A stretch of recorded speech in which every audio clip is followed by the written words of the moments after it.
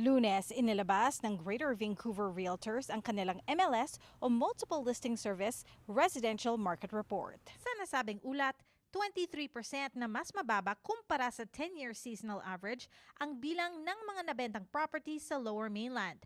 At para sa lahat ng uri ng tahanan, bumaba ang presyo ng 7% kumpara noong Abril 2025. Prices have come down, but sellers' expectations, I believe, are still relatively high. Seeing what the home values were in 2022, 2023, they were seeing it very, very high, and now it's come down.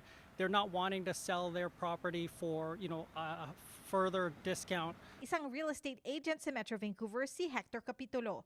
Aniya, dahil bumababa ang presyo ng properties, mas madaling tumawad ang mga mamimili ngayong 2026. You're able to negotiate. You're able to take your time on your due diligence on the property, and you're able to kind of negotiate harder for your buyer clients.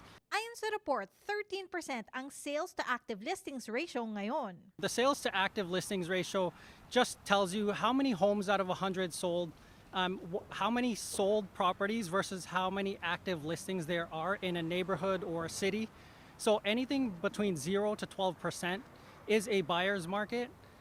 Anything that's 12 to 20% is a balanced market, and anything 20% or greater is a seller's market. Kahit bumaba ng 2% ang bilang ng lahat ng mga nabentang tahanan Abril ng 2026 kumpara sa 2025, tumaas naman ng 14% ang bilang ng mga nabentang detached homes. If you've been a condo owner, you currently have a townhouse, and you're needing more space, those are the ones that are going to be buying the detached properties for sure.